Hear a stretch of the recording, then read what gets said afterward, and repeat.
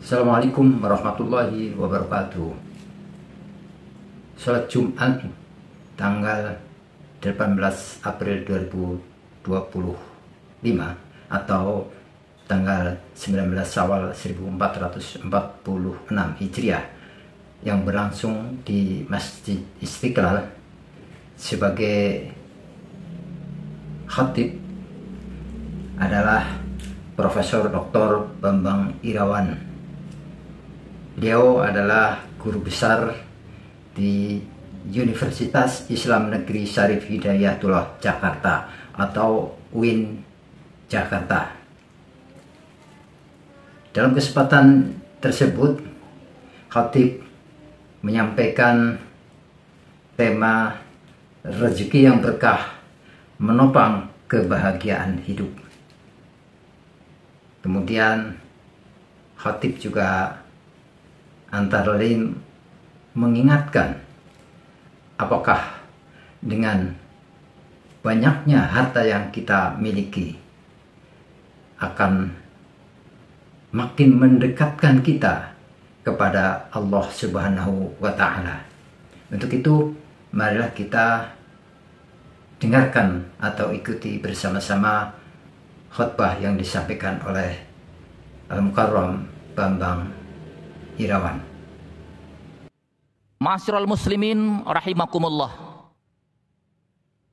Mari kembali bersama-sama kita menundukkan kepala kita,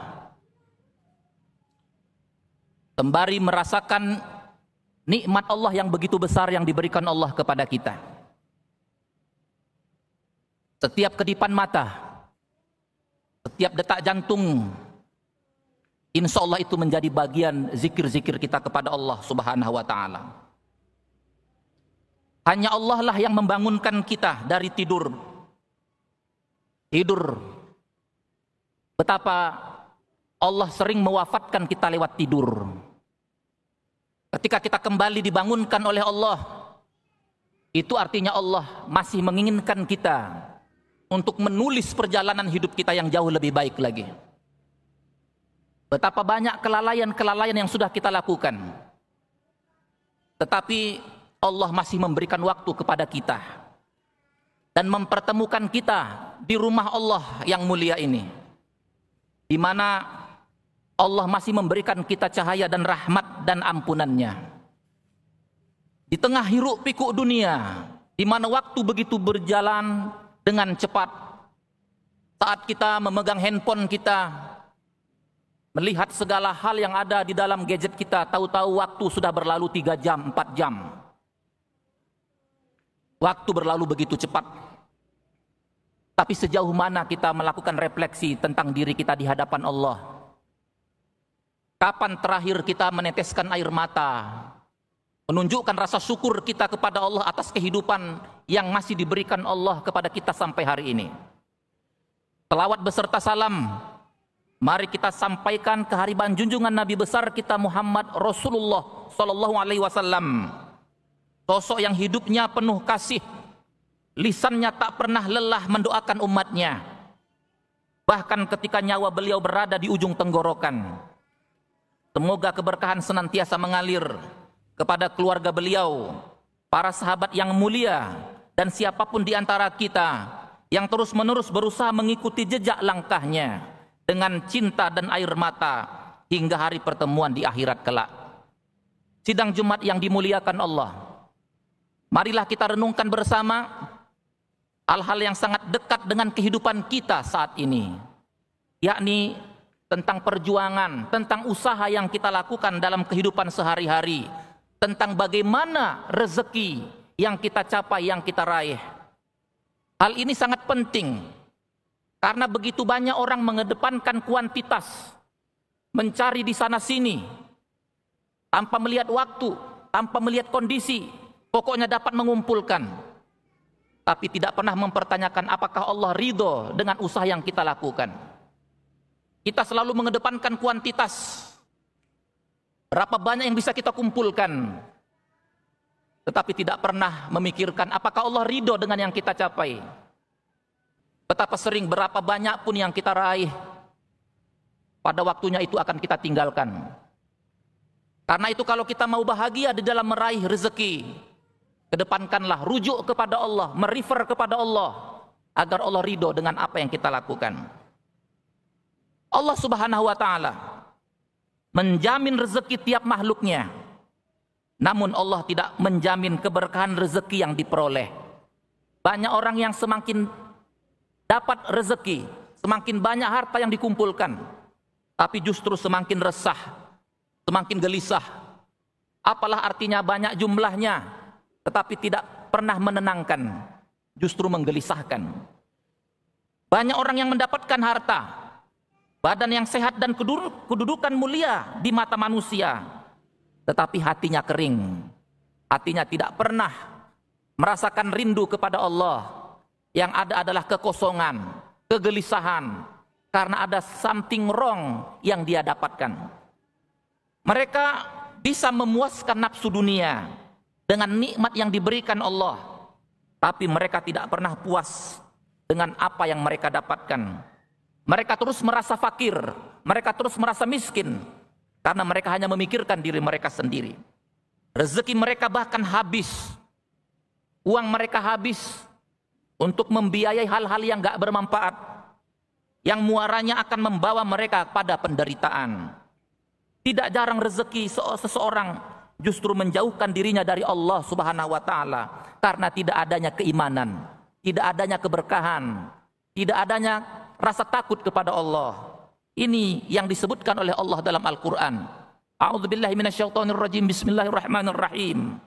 Walau anna ahlal qura amanu wattaqau la fatahna alaihim barakatim minas sama'i wal ard ila akhiril ayat. Jika sekiranya penduduk negeri-negeri beriman dan bertakwa, niscaya kami akan melimpahkan kepada mereka keberkahan dari langit dan bumi. Kata berkah berasal dari bahasa Arab barokah, yang artinya ziyadatul khair, atau bertambahnya kebaikan.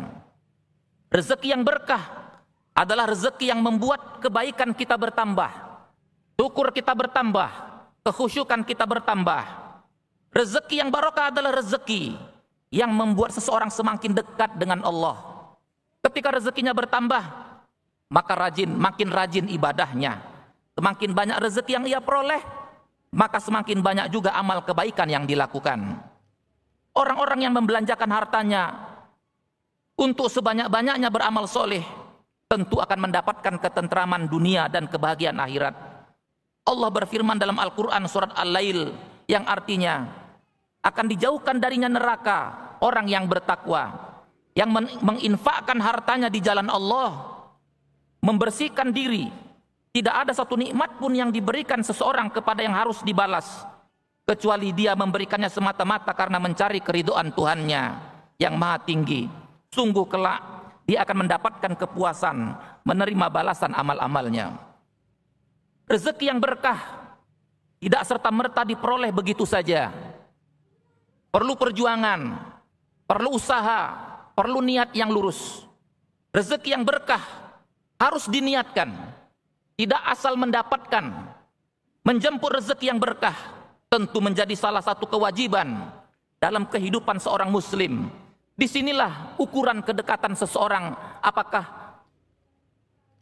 dia mengedepankan Allah atau tidak.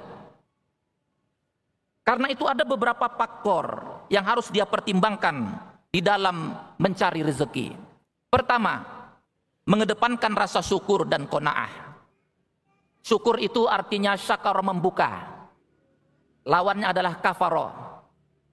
Orang yang bersyukur artinya membuka pikirannya, membuka hatinya, membuka networknya, membuka jaringan, membuka ilmu yang dia miliki, agar dia tidak menutup-nutupi kemampuannya, tidak menutup-nutupi nikmat yang diberikan Allah kepadanya. Tidak mengatakan hanya sekian, kok cuma sedikit, cuma begini, cuma begitu. Inilah yang justru akan menutup dirinya dari kemampuan untuk bersyukur. Tidak pernah ada kebahagiaan tanpa rasa syukur. Berapa banyak pun harta yang didapat, kalau hati tertutup, tidak ada rasa syukur, maka dia tidak akan pernah bahagia. Bersyukur dilakukan dengan mengingat bahwasanya kenikmatan tersebut datang dari Allah, diteruskan dengan mengucapkan alhamdulillah. Seseorang yang telah mendapatkan merasakan hati yang terbuka, hati yang bersyukur, dia akan mendapatkan keberkahan dalam hidupnya. Sehingga Allah menjamin siapapun yang bersyukur, pasti Allah lipat gandakan baginya kenikmatan. Rabi'ah Al-Adawiyah, seorang sufi wanita yang agung berkata, jika engkau memberi, aku akan bersyukur. Jika tidak, aku akan bersabar. Keduanya adalah bentuk cinta. Kebahagiaan bukan milik orang yang memiliki segalanya, tapi bagi mereka yang bersyukur atas yang sedikit. Bahkan orang yang dekat dengan Allah, saat datang ujian kepada dirinya, bahkan dia tetap mengucapkan Alhamdulillah. Karena sedikit apapun yang diberikan Allah kepada dirinya, dia masih lebih beruntung dari kebanyakan orang. Sifat qanaah dan lapang dada dengan pembagian Allah merupakan kekayaan yang tidak ada bandingnya. Siapapun yang qanaah dengan harta yang diberikan Allah kepadanya, dia akan menjadi orang yang paling kaya.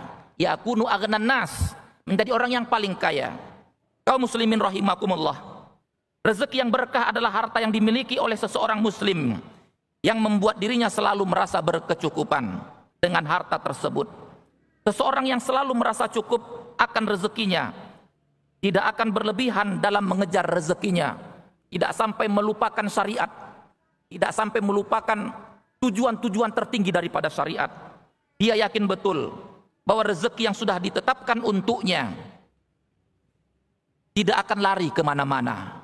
Keyakinan ini akan menjadi semacam pondasi dalam hidup, sehingga hatinya selalu lapang dan tentram. Yang kedua, agar rezeki itu menjadi semacam keberkahan dan kebahagiaan, dia harus mengejar rezeki yang halal dan bersih.